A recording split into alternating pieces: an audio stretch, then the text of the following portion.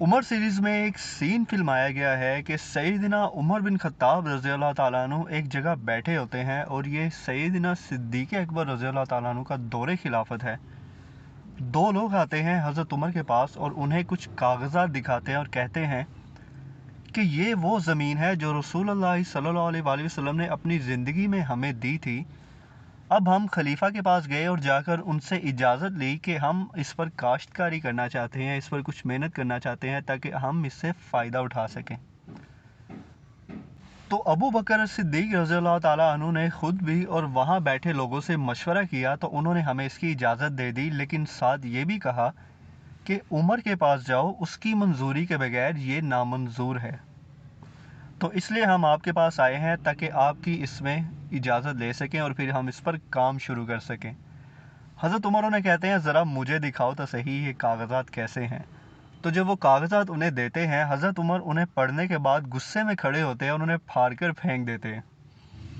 تو وہ کہتے ہیں کہ یہ کیا کیا تم نے الخطاب، اللہ کی قسم میں خلیفہ سے جا کر تمہاری شکایت کروں گا۔ حضرت عمر رضی اللہ تعالیٰ عنہ نے کہا کہ تم لوگوں نے ایسا کیا کیا ہے کہ بدلے میں اتنی بڑی زمین تم لوگوں کو انعام میں دے دی جائے؟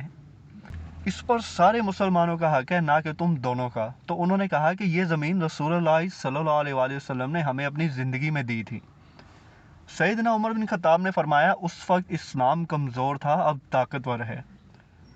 سیدنا عمر بن خطاب نے کہا تم لوگ وہی ہو جب قربانی دینے کا وقت آتا ہے تو سب سے پیچھے بیٹھ جاتے ہو، اور جب مال غنیمت آتا ہے، اس طرح کی چیزیں ملتی ہیں تو سب سے آگے آ جاتے ہو اپنا حق لینے کے لیے۔ ان لوگوں نے کہا کہ عمر تم بہت سخت ہو، ہم خلیفہ کے پاس جائیں گے اور تمہاری شکایت کریں گے۔ وہ دونوں وہاں سے چلے جاتے ہیں۔ سیدنا صدیق اکبر کے پاس آ کر وہ دونوں کہتے ہیں کہ آپ خلیفہ ہیں یا عمر؟ عمر نے ہماری زمین کے کاغذات کو پھاڑ کر پھینک دیا ہے، اب آپ بتائیں کہ اب ہم کیا کریں؟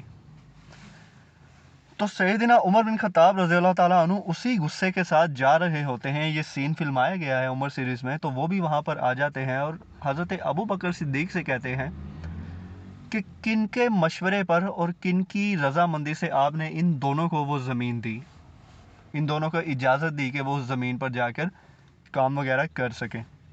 تو ابو بکر صدیق نے کہا کہ میں نے یہاں بیٹھے تمام لوگوں سے پوچھا اور سب نے اس کی رضامندی دکھائی۔ سیدنا عمر بن خطاب رضی اللہ تعالیٰ عنہ نے کہا تو کیا پھر آپ نے ہر ایک مسلمان سے اس کی مرضی پوچھی جن کا اس زمین پہ حق ہے؟ تو سیدنا صدیق اکبر رضی اللہ تعالیٰ عنہ سمجھ گئے کہ واقعی مسئلہ مس ہینڈل ہو گیا ہے۔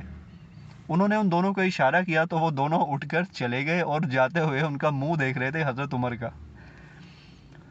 تو اس پر پھر سیدنا صدیق اکبر رضی اللہ تعالیٰ عنہ اٹھ کر آتے ہیں سیدنا عمر کے پاس اور انہیں کہتے ہیں میں نے پہلے ہی کہا تھا آپ مجھ سے زیادہ مضبوط ہیں، آپ معاملات کو زیادہ سمجھتے ہیں، لیکن آپ نے زبردستی مجھ پر یہ ذمہ داری ڈال دی۔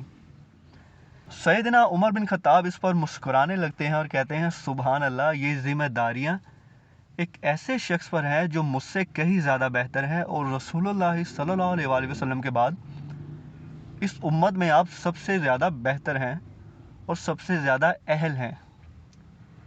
جیسا کہ آپ سب نے دیکھا کہ سیدنا عمر بن خطاب رضی اللہ تعالیٰ عنہ جو تھے وہ سب مسلمانوں کے لیے سوچتے تھے۔